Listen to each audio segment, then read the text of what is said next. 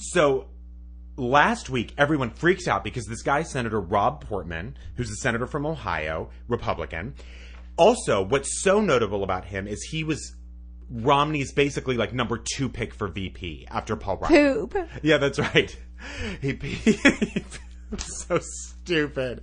So Rob Portman, front line to the Republican Party, big conservative dude, could have potentially been poop of the country. Great. Number 2, VP. That's right.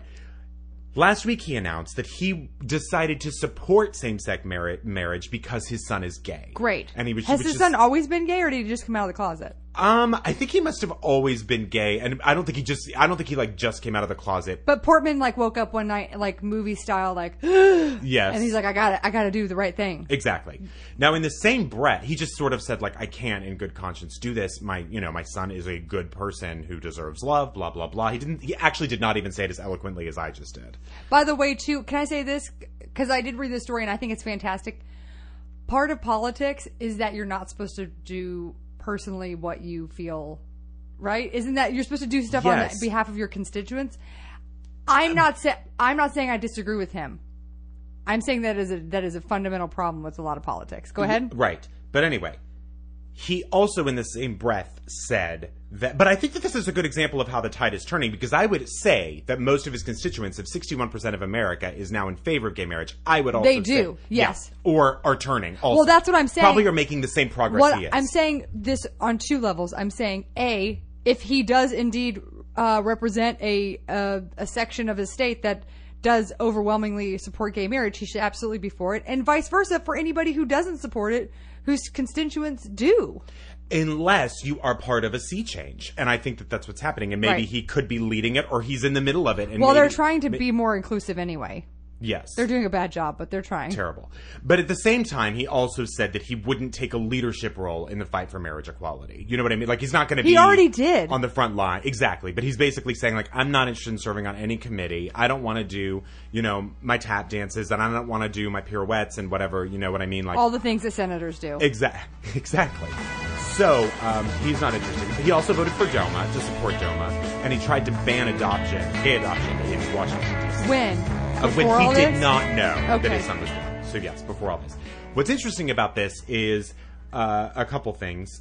One is that it really is amazing what can happen when you come out of the closet and who you can affect. And his son came out of the closet and completely changed his dad's mind about something, which is amazing. So I'm sure it's a difficult thing to do, and if you're in... this is a real testament to the fact that it can be rewarding in a way that you never thought of. Exactly. And also I think you should come out to your parents. That's a great idea. But anyway, so I think yes, what's interesting about this is and same thing happened with Dick Cheney after his daughter came out of the closet, and then he said not Bachmann. She has a close cousin, cousin who's very close to her. And so does Newt Gingrich. And it didn't, yes, you're right. And it didn't change anything. And wasn't there another Republican senator this week whose son came I'm out? I'm getting into that right Somebody now, read a news. It's a fucking double-header, bitch. So anyway, on the flip side. Flip it, don't script it. That's what they say. A Republican congressman, I don't know if it's Salmon or Salmon. It's Salmon. It's definitely Salmon. Okay. He's from Arizona, gave an interview with Arizona 3 TV, which if you're not watching that, then you might as well be dead. Never trust odd-numbered stations. Never. You're absolutely right. Well, his youngest son, Matt Jr., Matty J is what I would call him. Holla! Yes. Said that he does not support gay marriage, even though his son is gay. This guy's a Mormon. He says, quote, that's fucking brave. A Mormon kid coming out of the closet? That's something I can't even that's a totally different fucking culture to deal with. But he said, it doesn't mean I don't have respect. It doesn't mean I don't sympathize with some of the issues. It means I haven't evolved. Sympathy. Yeah. Thanks for feeling sorry because for you're everyone. Victims. Yeah. He said it doesn't mean I haven't evolved, and it doesn't mean I haven't evolved to that station Rob Portman apparently has. I'm just not there and believing in my heart. So he hasn't evolved. No. My son is one of the most important people in my life. I love him more than I can say. Okay, cool. I guess you're doing what you believe.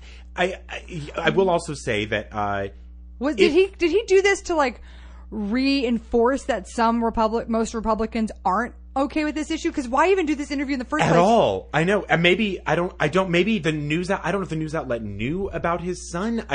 So basically, this person also voted for DOMA in 1996, which is almost hard to blame anyone for doing that anymore, since like Clinton also essentially signed off on it. He also did the same thing that Rob Portman of banning gays and lesbians in DC from adopting kids.